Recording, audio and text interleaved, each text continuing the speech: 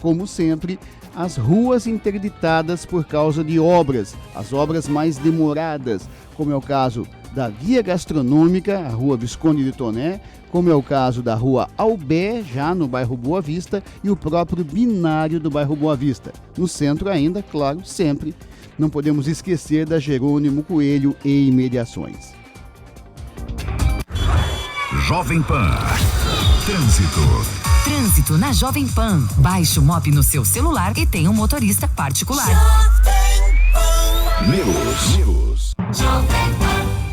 São 7h09, 7h09. Como a gente faz todos os dias, já nesse primeiro bloco do Jornal da Manhã, vamos atualizar os números de coronavírus. Hoje, pelo menos, a boa notícia é de que nós não temos mais mortes por Covid-19, mas temos mais casos, muitos casos novos em Joinville. Quem atualiza pra gente, Gabriela Bento. Em novo boletim epidemiológico, a Secretaria da Saúde de Joinville confirmou mais 21 casos novos de coronavírus na cidade, que somados chegam ao total de 444 pessoas infectadas desde o início da pandemia. De acordo com o boletim desta última segunda-feira, o número de recuperados também subiu para 321. Com isso, a cidade registra, neste momento, 101 doentes ativos de Covid-19. Dos casos confirmados, 78 se encontram em isolamento domiciliar e 23 estão internados, sendo 20 em leitos de UTI e 3 em enfermarias. O número de mortes continua o mesmo da última atualização. São 22 pessoas que morreram por conta do vírus em Joinville. Agora, com mais 10 respiradores entregues ao Hospital São José, a cidade possui 84 leitos de UTI exclusivos ao tratamento de coronavírus. E desse total, 30 estão ocupados. Já os leitos de enfermaria continuam somando 122, sendo 18 ocupados. Gabriela Bento, para a Jovem Pan. 7h11, 7h11. E olha, agora vamos à outra atualização, a atualização de Santa Catarina. Santa Catarina que, aliás, registre-se, vem sendo bem falada, digamos assim, no cenário nacional por coronavírus, em função da realidade da capital, de Florianópolis, que tem até muitos casos, mas vem conseguindo brecar esses muitos casos e mais ainda pela letalidade da doença, que é mínima na capital do estado, sendo referência nacional, inclusive. Vamos aos números do estado. Novamente, Gabriela Bento. O governo de Santa Catarina publicou o boletim da última atualização dos casos de coronavírus. De acordo com a atualização das 11 horas da manhã desta última segunda-feira, o estado registra 9.498 pessoas infectadas pelo vírus desde o início da pandemia. Deste total, 5.516 já se recuperaram da doença e 3.836 permanecem em acompanhamento.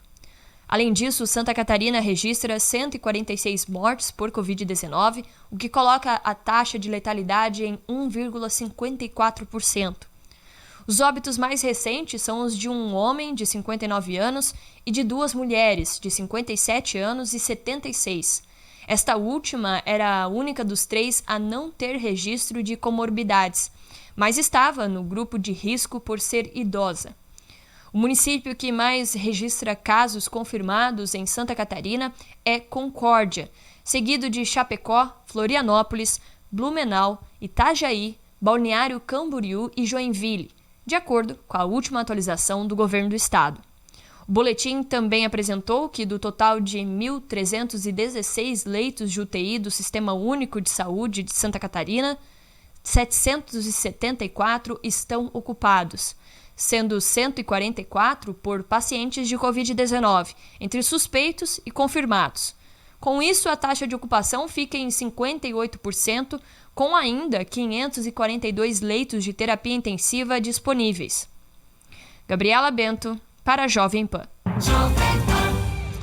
São 7h13, 7h14 agora, 7h14. Ainda nessa edição do Jornal da Manhã, você vai saber sobre a pesquisa eleitoral, né? Tem pesquisa eleitoral na cidade. Quem estaria no segundo turno em Joinville se as eleições fossem hoje? E vai ter segundo turno? Tradição em Joinville, maior colégio eleitoral diz que teremos segundo turno. Será que se confirma isso na pesquisa? Você vai ter todos os detalhes, todos os principais números em primeira mão aqui no Jornal da Manhã. 7h14. E vamos às notícias da região. Gabriele Abate, bom dia. Bom dia, Osni. Bom dia a todos os telespectadores que nos acompanham aqui pelas redes sociais da Jovem Pan.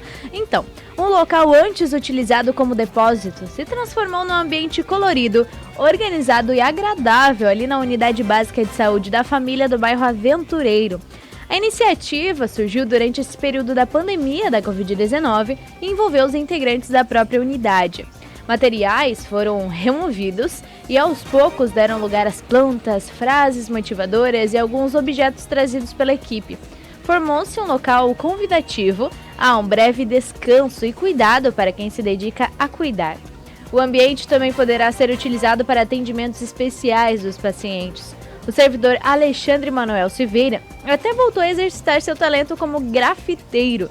Numa das pinturas está transferindo a foto do grupo envolvido com a frase que escolheram para marcar no momento. Está descrito: "No ano em que tudo parou, nós continuamos." Para a coordenadora da Unidade Básica de Saúde, Rúbia Nara, a revitalização é bem mais do que aparente. Ela destaca: agregou muito, revigorando a energia de todos que trabalham aqui. A iniciativa, que teve o apoio do Conselho de Saúde local e da comunidade, também serve de incentivo ao projeto da horta comunitária que fica ali próximo. Assim que forem liberadas as atividades, as ações de vínculo com os moradores serão retomadas no plantio e cuidados. Neste próximo sábado, dia 6, a Unidade Básica de Saúde do Aventureiro, no dia 28 de maio, com a Associação dos Moradores Castelo Branco, cuja sede servirá de ponto de encontro no próximo sábado. Então, aos interessados que moram ali pela região do bairro Aventureiro, neste próximo sábado, dia 6, vai ter uma ação geral de combate à dengue no bairro, que é um dos focos também, um dos bairros com bastante focos do Aedes aegypti. Então, se você quiser ajudar, é só se dirigir até a Unidade Básica de Saúde das 8 da manhã até o meio-dia, que eles vão direcionar como ajudar ali. Então, parabéns a todos os profissionais da Unidade Básica de Saúde do bairro Aventureiro por fazer algo diferente, que traz um pouquinho de mais aconchego aos profissionais e também a todos os pacientes da unidade. É isso aí, bem isso aí mesmo, né? Olha, o mercado financeiro ontem teve um dia diferente. A gente sempre fala aqui, né? Quando o dólar cai e a bolsa sobe, é um dia ideal. Quando acontece o contrário, ou seja, o dólar sobe e a bolsa cai, é um dia ruim. Ontem não aconteceu nem uma coisa nem outra. Então não tivemos nem um dia bom, nem um dia ruim. Daqui a pouco eu explico mais a respeito do mercado financeiro e como ele abriu a semana, primeiro dia útil da semana ontem. Nem muito bom, nem muito ruim. São 7h17, 7h17. O tempo está chuvoso nesta terça-feira. Temperatura permanece na casa dos 14 graus na área central. Teremos momentos de tempo nublado, carregado, mas sem chuva, outros momentos com uma garoa. A manhã de hoje tende a ser assim, até ir melhorando com a saída da frente fria aqui da nossa região, a última região do estado que está nessas condições com a frente fria. Teremos uma mudança no tempo, mas aí só para sexta-feira, quando volta a chuva, volta a instabilidade, mas não por causa de uma nova frente fria, não. 7h18, 7h18. Olha, o assunto ontem, é o assunto de hoje também, a questão do que abre, o que fecha, quando abre, quando vai permanecer fechado e tal, né? O governo do estado concedeu uma entrevista coletiva ontem de manhã para anunciar aí as datas, anunciar as novas determinações para esses tempos de pandemia. Olha, e aí o governo divulgou datas para o retorno das atividades. Quem tem os detalhes é a repórter Gabriele Abate. O governador de Santa Catarina, Carlos Moisés, divulgou na manhã desta última segunda-feira, ontem, dia 1º de junho, o detalhamento do plano de regionalização do enfrentamento à Covid-19 aqui no estado. O plano de regionalização foi anunciado no dia 28 de maio e, a princípio, começaria nesta última segunda. Mas, segundo o governo, o decreto regulamentado e compartilhamento das ações juntamente com as prefeituras municipais deve ser publicado em Diário Oficial na data ou de hoje, terça-feira, e deve entrar em vigência a partir do dia 8 de junho, próxima segunda-feira. O governador destacou: começamos uma nova fase e como a doença evoluiu de forma distinta em cada região do estado, se viu a necessidade das estratégias regionalizadas. Isso não significa que vamos colocar as responsabilidades na mão de um ou de outro prefeito. Todas as ações serão monitoradas. Ele ainda concluiu: em alguns municípios não haverá liberação ampla e irrestrita porque não é compatível com os números de crescimento, mas é uma realidade por vezes distinta de outras cidades.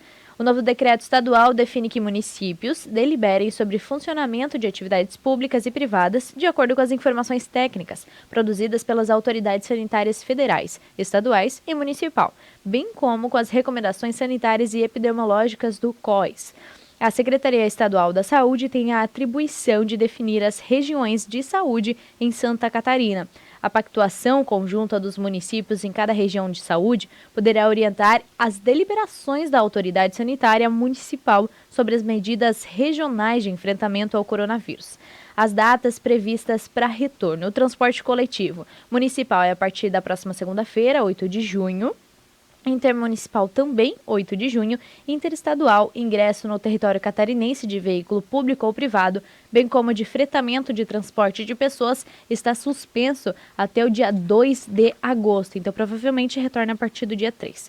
Sobre a educação: aulas presenciais, ensino infantil, fundamental, nível médio, educação de jovens e adultos, ensino técnico e ensino superior das redes públicas e privadas, municipal e estadual, suspensos até o dia 2 de agosto, sem prejuízo do cumprimento do calendário letivo, ou seja, logo após que retorna das férias ali. Atividades presenciais em estágios obrigatórios e aulas práticas em laboratórios de cursos superiores é a partir do dia 8 de junho, próxima segunda-feira também. Cursos superiores deliberado a partir do dia 6 de julho. Cursos superiores. No esporte, o calendário de eventos esportivos organizados pela Fundação Catarinense de Esportes, bem como o acesso público a eventos e competições da iniciativa privada, suspenso até o dia 5 de julho e após a liberação sem o acesso de público, ou seja, a partir do dia 6 de julho estará liberado essas competições, porém sem o acesso de público à arquibancada. Os eventos: shows, cinemas, casas noturnas, museus, parques temáticos e bem como a realização de eventos que acarretam reunião de público, suspenso também até o dia 5 de julho. Estará liberado a partir do dia 6 do mês que vem. A decisão de flexibilização dessas atividades será decidida em conjunto entre as prefeituras, o governo do estado e a Federação Catarinense de Municípios. São muitos números, né? Muitas datas e tal. Ontem, quando a gente postava nas redes sociais essas datas, as pessoas não têm nem vontade de ler, né? As pessoas já perguntam, querem uma resposta direcionada. Tem todas as datas ali. Aí a pessoa, embaixo da notícia, com essas datas todas, vai perguntar: e o transporte coletivo? Volta quando? Gente, tá lá. O post é para falar as datas. Aí outro vem em seguida: e as aulas? As aulas presenciais voltam quando? Tá lá no post, que as pessoas não se dão nem ao luxo de ler a informação que está acima, que é uma resposta direcionada, né? O pessoal tá difícil, né? As redes sociais estão preguiçosas para alguns. A informação está toda aí. Mas claro que as principais informações, aquelas em que há maior número de questionamentos, de respeito ao transporte coletivo e às aulas, né? Então, transporte coletivo, vamos, né, enfatizar. Próxima segunda-feira. Aqui em Joinville, próxima segunda-feira. É lógico que quando a gente fala em volta do transporte coletivo, não quer dizer nos parâmetros normais que a gente tinha antes dessa pandemia, obedecendo-se aos critérios que vão ser apresentados ainda, se você não sabe, a capacidade em cada ônibus, tem que usar máscara, essa coisa toda, né? Então, obedecendo-se aos protocolos, às condições exigidas pelas autoridades sanitárias, o transporte coletivo retorna na próxima segunda-feira, tá certo? Já a questão das aulas foi feito como que um adiamento, né? Se imaginava que fossem voltar às aulas presenciais, né? As aulas tradicionais, digamos, mais cedo, mas não. Houve um retardo aí até para coincidir o calendário e elas só voltam em agosto. Só em agosto, é isso, Gabriela Abate? É isso mesmo, esse novo decreto do governo do estado que regulamenta as medidas de isolamento contra a pandemia do coronavírus estipula a data de suspensão até o dia 2 de agosto. Então, a gente prevê que a partir do dia 3 de agosto volta essas aulas presenciais. A suspensão vale para todas as redes de ensino, particular, municipal, estadual e federal, além de escolas técnicas e de educação de jovens e adultos. Segundo o governo, o retorno da rede de ensino vai ser debatido a partir do dia 6 de julho, com base no cenário da Covid-19 em Santa Catarina. Como eu mencionei aqui, suspenso até o dia 2 de agosto, a gente prevê retomada no dia 3 de agosto, mas ainda vai ser analisado novamente no dia 6 de julho. Na semana que vem, a partir do dia 8 de junho, segunda-feira, as atividades presenciais em estágios obrigatórios e aulas práticas em laboratórios de cursos superiores também poderão voltar. Tem menos pessoas, né? Com o adiamento, prefeituras das principais cidades catarinenses ainda estudam como será possível essa retomada. Como o próprio estado adiou para julho os debates sobre a volta das aulas, ainda não há nos municípios nenhum cronograma definido ou medidas oficiais para a educação. Em Florianópolis, com regras de isolamento mais duras do que as adotadas pelo estado, e em alguns pontos, até mesmo os cursos livres, como idiomas ou formação contínua, que já foram liberados aqui em Santa Catarina, seguem suspensos por causa do coronavírus. No Vale do Itajaí, a Prefeitura de Blumenau fez, na semana passada, um encontro com os diretores e coordenadores pedagógicos da rede de ensino para começar a organizar a gestão das unidades quando for possível. A ideia é começar a preparar as equipes para a retomada após meses de isolamento, independentemente da data. Em Chapecó, a Prefeitura divulgou na última quinta-feira que fará uma reunião com todos os setores para debater as estratégias sobre o coronavírus. A educação também deve entrar em pauta. Já aqui em Joinville, na nossa cidade, a Prefeitura aguarda mais orientações do Estado para definir esse planejamento local. Antes do anúncio desta segunda do governo do Estado, a intenção era liberar as aulas presenciais a partir do final de junho. A estimativa era de que seriam necessários 30 dias para preparar as escolas, incluindo a criação de processos de higienização, oferta de equipamentos de proteção, treinamentos de professores e demais serviços, entre outras medidas. O foco da Prefeitura era a liberação das creches, principalmente para os pais trabalhadores terem um local para deixar os seus filhos. Inclusive, o tema foi tratado na visita do governador Carlos Moisés na última quarta-feira. Mas os planos para a retomada alcançavam também outros níveis de ensino. Com mais de 9 mil casos confirmados de Covid-19 e 143 mortes registradas aqui em Santa Catarina, ainda vive um momento de crescimento dos casos. Então, com decretos estaduais em vigor desde meados de março, o Estado passará a ter, pela primeira vez, regras regionalizadas sobre a quarentena a partir da próxima segunda-feira, dia 8 de junho. São 7 horas 27 minutos, 7h27. E vamos a mais notícias aqui da nossa região norte e nordeste do estado. Gabriela Abate. A Justiça de Mato Grosso negou o pedido do empresário Luciano Hang para que a rede de lojas da Havan funcionasse em Cuiabá em horário estendido. Cabe recurso. A empresa buscava na Justiça autorização para funcionar das 6 da manhã até as 9 horas da noite, conforme estabelecido pelo prefeito de Cuiabá, Emanuel Pinheiro, aos supermercados e hipermercados em decreto para o combate à prevenção da Covid-19. As lojas Havan passaram a incluir alimentos como arroz, feijão, macarrão e óleo em suas prateleiras com o objetivo de ser considerada atividade essencial durante a pandemia. A rede também teve revés aos municípios de Rio Branco e Vitória de Conquista, lá na Bahia, em decisões judiciais e administrativas. Na decisão do último dia 25, o juiz João Tiago de França Guerra, da terceira vara especializada da Fazenda Pública de Cuiabá, afirma que, embora a rede tenha anexado na ação imagens de produtos alimentícios nas prateleiras, como justificativa ao pedido, ele destaca: não se pode ignorar o fato de que a venda de gêneros alimentícios essenciais para a subsistência humana não é tradicionalmente o foco da sua atividade comercial. Em Cuiabá, as lojas de atividades comerciais e indústrias não essenciais funcionam das 10 da manhã até as 4 da tarde, conforme o decreto da Prefeitura, onde se enquadram as lojas do Hang. No entanto, elas começariam a funcionar no mesmo horário dos supermercados, alegando o fato de que também está vendendo esses produtos alimentícios. Diante da ilegalidade, a fiscalização da prefeitura autuou o local, autuou a van lá de Cuiabá. O magistrado ainda cita uma recente entrevista com o Luciano Hang, em que afirma que durante a pandemia, destaca, achamos que a melhor forma de atender aos clientes é colocar esses produtos à disposição.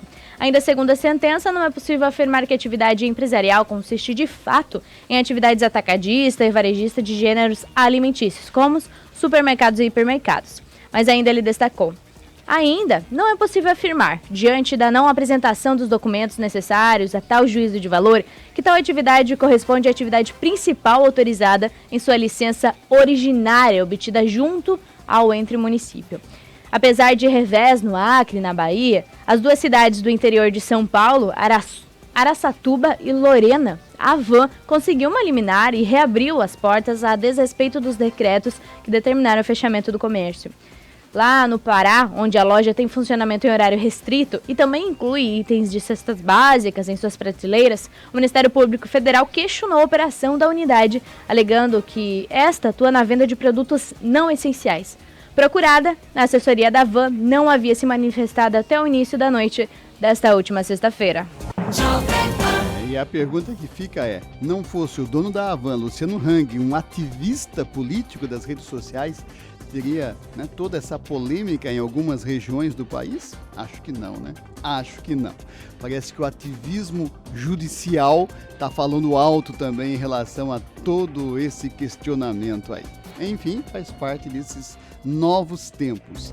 São 7h30, 7h30. A gente fala muito de coronavírus, né? Fala muito do que abre, o que fecha, esses tempos de isolamento, fala das novidades, atualiza os números, é tudo coronavírus, é tudo Covid-19. Não, nem tudo. Não podemos, né, estar fechados aos outros problemas, aos outros assuntos da nossa sociedade. Como, por exemplo, a velha e boa gripe. Lembram dela? Pois é. A velha e boa gripe continua com a sua vacinação, hein? A campanha de vacinação contra a gripe continua até o final deste mês. Pelo menos é a informação oficial aqui de Joinville. Quem tem os detalhes, Gabriela Bento. O Ministério da Saúde mudou a data de encerramento da campanha de vacinação contra a gripe, do dia 5 de junho para o final do mês, no dia 30 de junho. Com isso, a Secretaria de Saúde de Joinville também teve de prorrogar a data da campanha. Então, as pessoas que pertencem aos grupos prioritários e que ainda não foram imunizados em Joinville devem procurar uma unidade básica de saúde. Lembrando que fazem parte desses grupos os idosos, trabalhadores da saúde, profissionais das forças de segurança e salvamento, caminhoneiros, trabalhadores do transporte coletivo, gestantes, professores, pessoas com deficiência, adultos de 55 a 59 anos, entre outros. O objetivo da prorrogação da campanha é devido ao baixo índice de vacinação de alguns dos grupos prioritários. Segundo a Secretaria da Saúde de Joinville, o grupo com menor índice de vacinação na cidade é o público infantil, de 6 meses de idade a menores de 5 anos. Os dados apresentados pela Secretaria mostram que entre as crianças com 6 meses de idade a menores de 2 anos, 46% foram vacinadas. Já entre as crianças de 2 anos a 5 anos de idade, 39% foram imunizadas. Além deste grupo, outro também apresenta baixo índice de imunização, o dos adultos entre 55 a 59 anos de idade, dos quais apenas 29% foram vacinados em Joinville. A Secretaria também ressalta que pessoas com gripe e sintomas respiratórios não podem receber a vacina contra a influenza e que também ela não protege contra o coronavírus. As pessoas que ainda não se vacinaram contra a gripe devem procurar uma das unidades básicas de saúde de Joinville ou agendar o atendimento pelo site da Prefeitura de Joinville. Gabriela Bento, para a Jovem Pan. 7h33, 7h33. Vamos às notícias da capital, convocando então Fernando Machado. Oi, bom dia a todos aqui do Jornal da Manhã da Jovem Pan. Bom dia, Fernando. Amanhã começou movimentada aqui na capital com o lanço de tainha na região norte da cidade. Tem sido assim todos os dias. Lanço atrás de lanço. Segundo a Secretaria da Pesca, mais de 300 toneladas de tainha já foram retiradas aí do mar durante este primeiro mês de pesca artesanal. E agora começa então a pesca industrial, os números sobem bastante. Bastante movimento dos pescadores aqui na capital. A CPI dos respiradores é o grande assunto de hoje. O dia promete na Assembleia Legislativa. Serão ouvidos os ex-secretários de Estado Elton Zeferino, da Saúde, Douglas Borba, da Casa Civil, e também a servidora Márcia Pauli, da Secretaria da Saúde. Ainda envolvendo a compra dos respiradores, a investigação apura superfaturamento. Vale lembrar que 200 respiradores foram comprados, só 50 já chegaram, estão na Secretaria da Saúde, passando por novos testes e ainda não foram distribuídos. E nem previsão da chegada dos outros 150. Pois bem, além disso, uma informação repassada pelo Corpo de Bombeiros aqui em Florianópolis, que remete aos incêndios em Santa Catarina. 3.671 ocorrências até o dia 26 de maio. Florianópolis está liderando com 729 incêndios. Inclusive, neste início de semana, teve um incêndio muito grave no maciço do Morro da Cruz. E o comandante Losso do Corpo de Bombeiros confirmou esse crescimento na comparação com o ano passado de mais de 400%. Por falar em casos, vamos falar de roubo de cargas. A confirmação de uma redução de 70% nas ocorrências de roubos de cargas aqui em Santa Catarina. E a informação mais positiva é que agora a polícia vai ter uma viatura exclusiva para atender essas ocorrências em todo o estado. Uma viatura exclusiva para atender os roubos de cargas em Santa Catarina, roubo a caminhões, uma segurança a mais para os caminhoneiros do estado. Destaques de hoje, um bom dia e até amanhã. Tá certo, bom dia, Fernando Machado. Vamos falar de números, falar de pesquisa? Tem pesquisa na área. Pesquisa, vamos sempre lembrar, né? Registra o momento. Se a eleição fosse hoje, amanhã já muda. É assim que se deve analisar os números dessa pesquisa eleitoral do Instituto Síntese.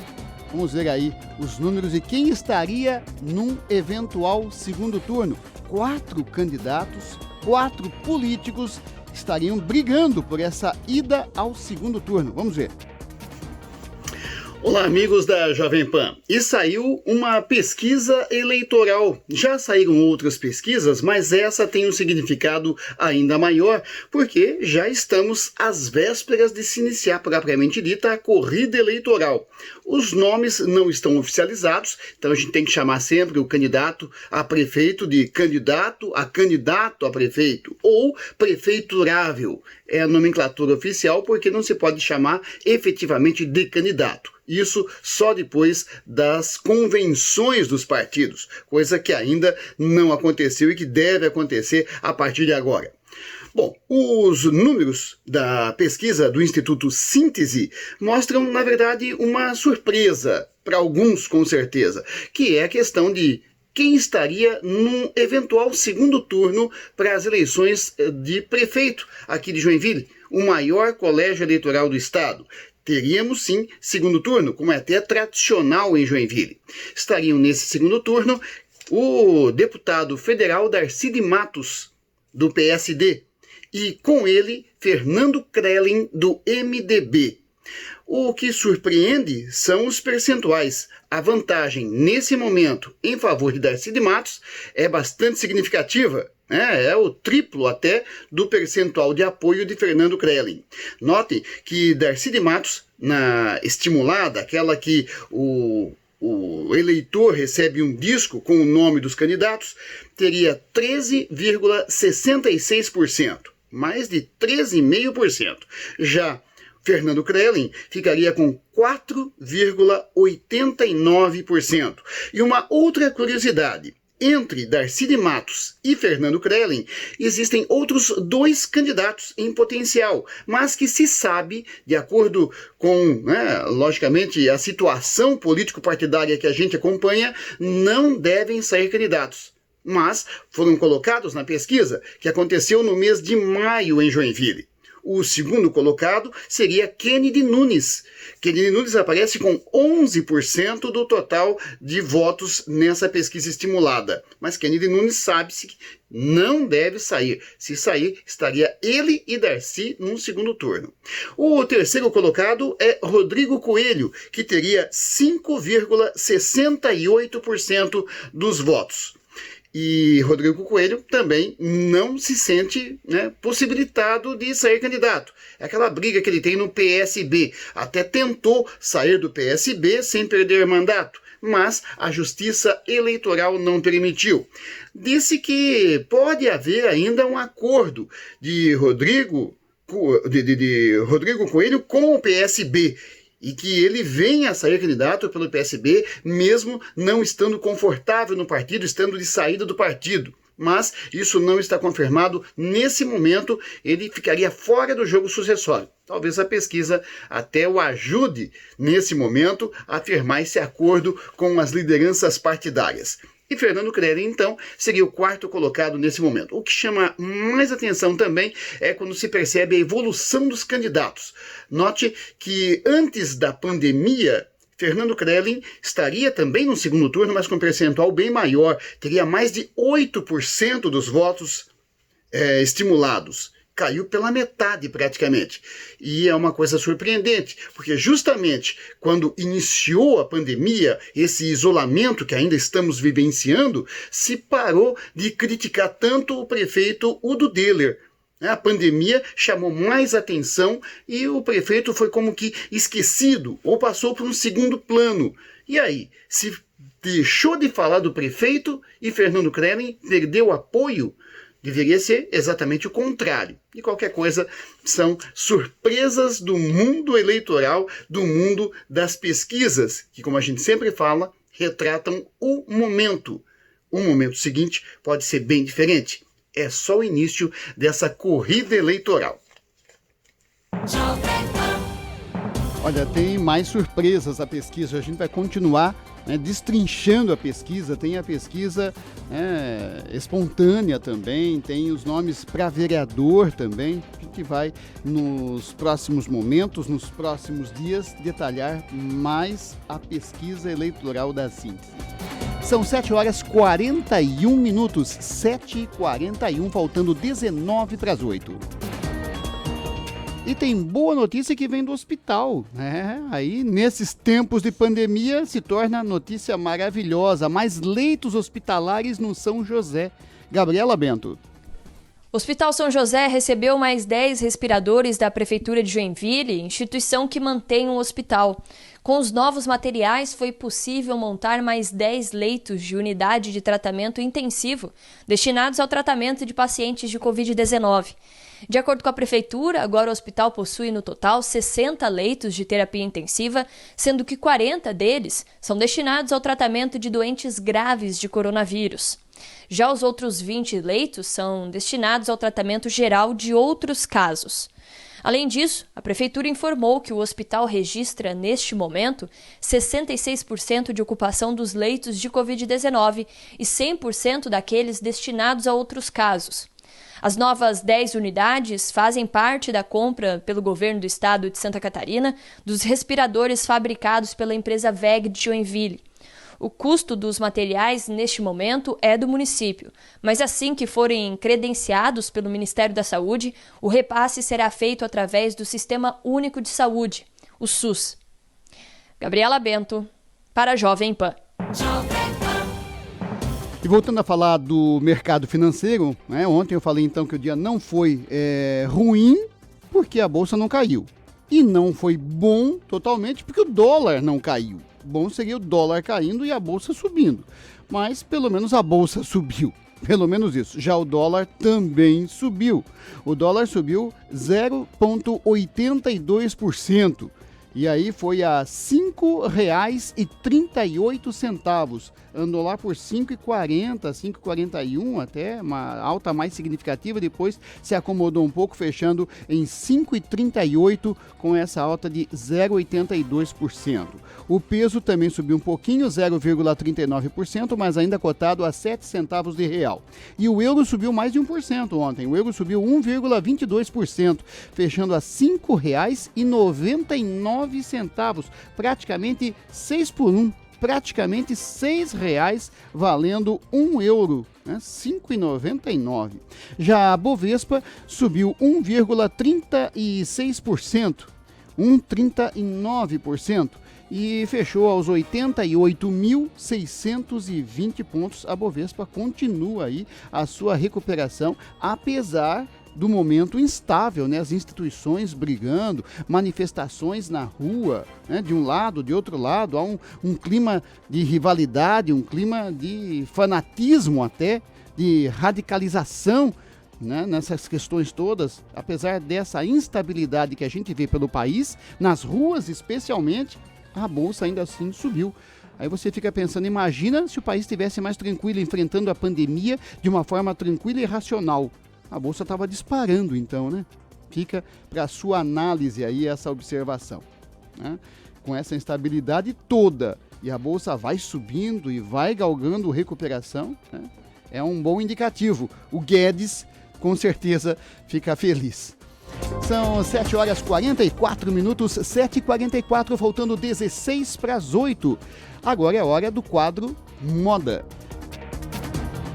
Olá, ouvintes e telespectadores da Jovem Pan. Eu sou a Tainara Ranguete, consultora de imagem e estilo, e nós estamos chegando ao final das nossas tendências mundiais. Hoje nós vamos falar da penúltima tendência mundial, que é sobre os anos 70. Os anos 70, ele foi uma tendência muito alternativa, onde misturou diferentes estilos. Nós conseguimos ver um clássico, o romântico, um hippie e um country numa mesma tendência. E cada vez mais nós estamos buscando inspirações do passado para trazer no nosso momento atual. Por isso que eu acredito muito que essa é uma tendência que vai vir muito forte nas próximas estações. Nós conseguimos encontrar inspirações dos anos 70 nas peças de gola alta, que vai vir muito forte também no inverno, então as blusas de gola alta. Nós conseguimos encontrar nas estamparias menores, como o floral e o xadrez, as cores mais terrosas e também nas peças de calças, como de cintura alta com a barra mais larga. Enfim, a gente pode encontrar muitas inspirações dos anos 70 e trazer o nosso estilo com ele. Se você quer conhecer mais sobre os anos 70, ter mais informações sobre essa tendência, inspirações de looks e lugares onde você pode encontrar uma peça que possa se encaixar com o seu estilo, hoje às 7 horas da noite, no Instagram do Garten Shopping, através do Trend Week com o tema anos 70, por lá você vai encontrar muito conhecimento sobre isso. Esperamos vocês hoje no Instagram do Garten Shopping. Tainara Ranguete para a Jovem Pan. Obrigado, Tainara. 7h46, 14 para as 8. Olha, a juíza determinou leilão da metalúrgica Duque. Detalhes com Gabriele Abate. Há 9 meses foi decretada oficialmente a falência da metalúrgica Duque aqui em Joinville. Agora, uma ordem judicial decretou a realização de leilão dessa empresa. A decisão, publicada no dia 29 de maio, prevê o leilão do Parque Fabril, das máquinas, dos equipamentos e de outros imóveis que pertencem à Duque e aos ex-administradores da empresa. Mantida pela juíza Viviane Isabel Speck de Souza, da 6ª Vara Civil de Joinville, a avaliação é de que juntos os dois lotes somem mais de 84 milhões de reais. O lote primeiro, correspondente às máquinas e aos equipamentos, é avaliado um pouco mais de 17,2 milhões. Já o Parque Fabril está no segundo lote, avaliado mais de 67,1 milhão. A data do leilão ainda não foi definida pela Justiça. 7h47 e uma família procura por jovem desaparecido em Joinville. Gabriel Júnior. E uma família moradora de Joinville procura por um jovem desaparecido. Nome de Renan Lucas dos Santos, de 28 anos, ele é natural de Paranaguá e reside atualmente aqui na cidade. O jovem, que possui familiares no litoral paranaense, se encontra desaparecido desde o dia 23 de maio. Segundo informações repassadas por familiares, Renan é casado e tem um filho. Ambos residem no bairro Jardim Iririú. No dia 23, ele saiu de casa para buscar um perfume e não retornou mais. Renan saiu de casa sem os documentos, trajava camisa polo branca, bermuda cinza listrada e chinelos havaianas. Qualquer informação que ajude na localização desse jovem, Lucas, deverá ser passada no telefone 41 98513 7341.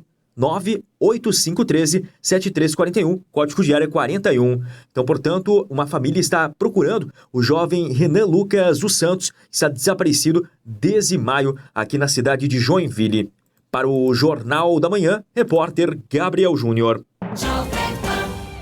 São 7h49, faltando 11 para as 8. Hoje é terça-feira. Terça-feira é dia do quadro Passaporte. As dicas de turismo para você em meio a esse período de isolamento social.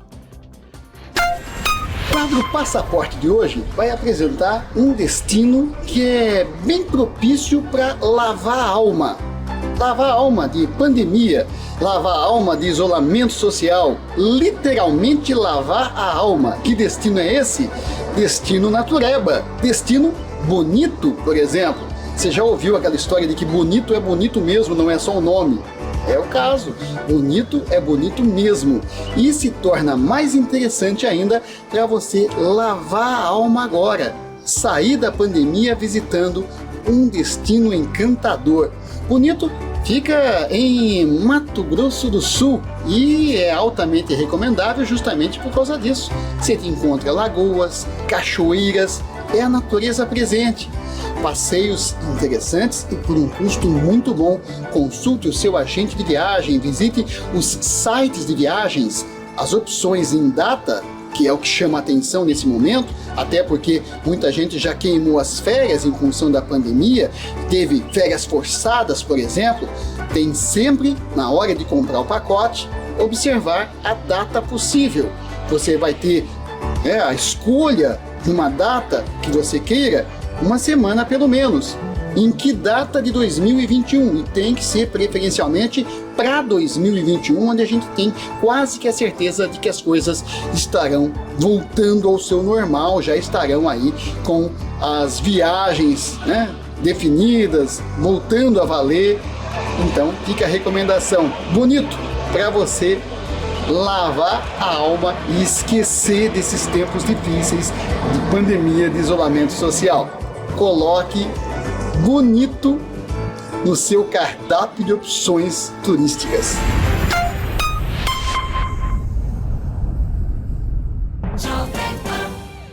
E lá tem isolamento, não tem aglomeração, a não ser o pessoal das excursões, tá? Mas é mais fácil, você lidar sem aglomeração, é recomendável mesmo. 7h51, faltando 9 minutos para as 8 horas da manhã. Temperatura subiu, hein? Estávamos com 14 graus, abrimos o Jornal da Manhã com 14 graus, agora 15 graus. E hoje tá até uma condição mais de umidade, aqueles famosos 60% ontem e hoje nós conseguimos chegar lá, porque vínhamos sempre abaixo dos 60%. Hoje 61%, ontem 63%, é bom, mas a gente sabe que a partir de amanhã isso volta a piorar, volta a ficar excessivamente seco. Ajuda essa chuvinha, claro que ajuda, é sempre boa, mas não resolve o problema. A estiagem continua preocupando em todo o estado e na nossa região não é diferente, embora não tenhamos ainda medidas mais radicais, mas tá aí o alerta. Quem tem mais detalhes sobre isso é Gabriela Abate. O mês de junho começou com uma chuva aqui em Joinville. Apesar de leve, a chuva já dá indícios de melhora em um problema que, apesar de não provocar racionamento, já acendeu o sinal de alerta à estiagem. Com um período de seca incomum para esta época do ano, Joinville enfrenta uma baixa no nível de um dos rios que abastecem a cidade, o Piraí. Responsável por levar água às torneiras de 35% dos bairros, o rio está sofrendo com a estiagem. Conforme o gerente da Companhia Águas de Joinville, Jean Tragibo, ele destacou: o nível do Cubatão está tranquilo, porque ele é mais perene. Já o Piraí vem sofrendo com a estiagem porque já é sensível. Ele explica que a companhia já opera dentro do limite no Piraí e se a situação não se alterar, será necessário pensar em um rodízio futuro. Mas ressalta que neste momento está sendo realizado um plano para o Rio Cubatão para passar suporte ao Piraí. Ele ainda salienta: hoje é uma redução de produção do Piraí em horários específicos do dia. Nestes momentos, fazemos a ligação com o Cubatão para fazer a congenciamento, ou seja, conseguir pegar mais água lá do Rio Cubatão. Até agora não há previsão de rodízio ou racionamento. Hoje não trabalhamos com essas hipóteses. Tragiba ainda comenta que até a primeira quinzena de maio os 2 rios operavam sem alteração e na segunda metade do mês a cidade entrou na fase de alerta devido à falta de chuvas. O gerente diz que ainda que essa estiagem não é comum para essa época do ano. Segundo ele, o histórico de chuvas aponta que este período de estiagem ocorre normalmente no final de julho e a antecipação preocupa pelo tempo e ela pode durar ainda muito mais.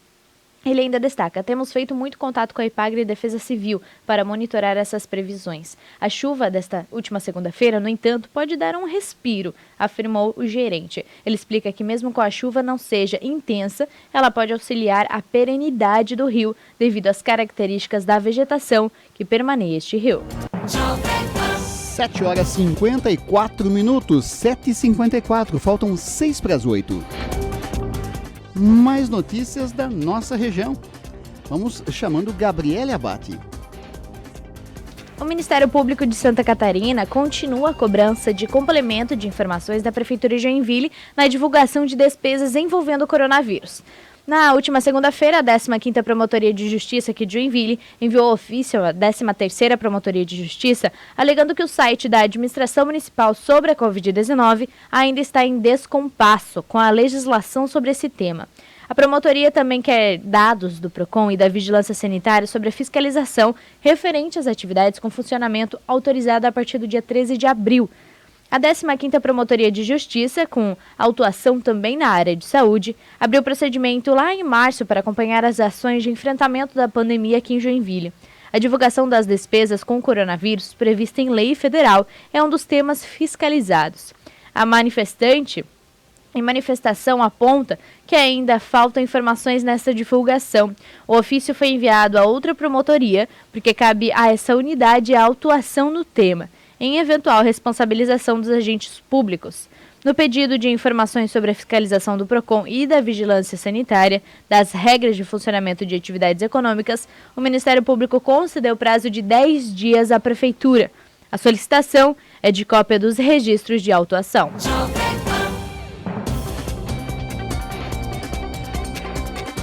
São 7 horas 56 minutos, 7h56, faltando 4 para as 8. E eu falei de clima de instabilidade, clima de radicalismo e tal, que acontece no país e acontece mesmo. A gente vê declarações, a gente pensa, não, agora as coisas vão se acalmar e não se acalmam, né? E as declarações bombásticas dos dois lados. Isso acontece no cenário nacional, mas e aqui, no nosso cenário local e regional, elas estão atiçadas também, essas declarações, mas pelo menos aqui para nós, não por conta das autoridades, ainda bem, né? Mas por conta das pessoas, dos eleitores, por exemplo, nas redes sociais. Vimos ontem isso até na divulgação de pesquisa. Pesquisa é pesquisa, você pode não acreditar, né? Você pode não aceitar, questionar, mas até nessa hora as pessoas estão radicais demais, né?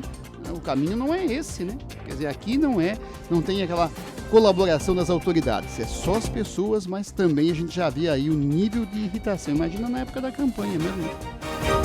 7 horas 57 minutos, faltando 3 para as 8. Vamos falar de trânsito? Jovem Pan. Trânsito. Trânsito na Jovem Pan. Baixe o MOP no seu celular e tenha um motorista particular. News. O mau tempo traz mais trânsito, né? Traz mais confusão no trânsito. Comparado com o que tínhamos ontem, nessa hora, que não tínhamos ainda chuva, só um tempo mais carregado e tal, hoje a situação já é bem mais complicada, né?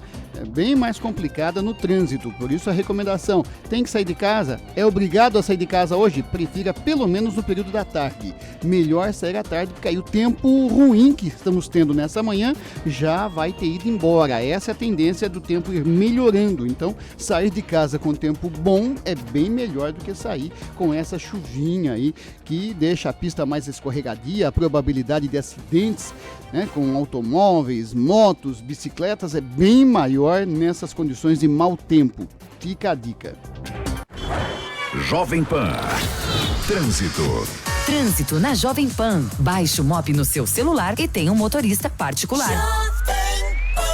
News. Tinha prometido ontem que hoje estrearíamos o quadro Estar Bem com a Marcinha Neto. Olha, em função da pesquisa eleitoral que saiu, em função, né, do quadro Passaporte hoje, que toma mais tempo até do nosso Jornal da Manhã, nós deixamos essa estreia da Marcinha Neto para amanhã. Aí prometo, amanhã, quarta-feira, o quadro Estar Bem com Marcinha Neto aqui no Jornal da Manhã. 7h59, falta 1 minuto para as 8. Nós vamos encerrar a edição desta terça-feira com uma boa notícia. A Jovem Pan e o Agoratech Park organizam o primeiro Joinville Live Festival. Conta pra gente como é que vai ser isso, Gabriela Bento. A Jovem Pan Joinville, junto com a Agoratech Park, organizam o primeiro Joinville Live Festival, um evento totalmente virtual com apresentações de artistas locais. A ideia é arrecadar recursos para ajudar os músicos da região que também sofrem com a crise econômica causada pela pandemia do coronavírus. Todos os eventos foram suspensos pelo governo do estado no mês de março. Desde então, os artistas estão com as suas apresentações suspensas, o que para eles é uma das ou até a única fonte de renda. Para isso, a Associação dos Músicos de Joinville, a AMUG, com o apoio e realização da Jovem Pan, irão realizar o Joinville Live Festival. As apresentações acontecem neste próximo domingo, às 5 horas da tarde, e serão transmitidas do Teatro do Agoratech Park, dentro do Parque Perini, através do YouTube da Jovem Pan Joinville. Lembre-se de se inscrever no canal oficial da Jovem Pan Joinville e ativar o sininho para não perder o Joinville Live Festival e outras lives que estão programadas. Para ajudar é simples. Na transmissão pelo canal do YouTube da Jovem Pan Joinville será disponibilizado um QR Code para que as pessoas possam fazer a doação. A forma já vem sendo utilizada por outros artistas em lives solidárias. O doador só precisa aproximar a câmera do celular perto do QR Code na tela, que logo será encaminhado para a plataforma de doação. De acordo com o vice-presidente da AMUG, Anderson Dresch, os artistas que se cadastraram para receber auxílio neste período da pandemia receberão ajuda através da associação, com a contribuição arrecadada na live desse domingo. Segundo Anderson, em parceria com o supermercado Rodrigues, o dinheiro será revertido em voucher para os artistas retirarem alimentos e outros materiais que necessitarem direto no supermercado. O vice-presidente da AMUG reforça que serão beneficiados os selecionados que se cadastraram e que se encontram em situação de maior vulnerabilidade, independentemente da participação musical na live ou de ser associado à AMUG. Gabriela Bento, para a Jovem Pan. Tá certo, obrigado, Gabriela. 8 horas, 1 minuto, 15 graus. Nós estamos indo embora, convidando você para estarmos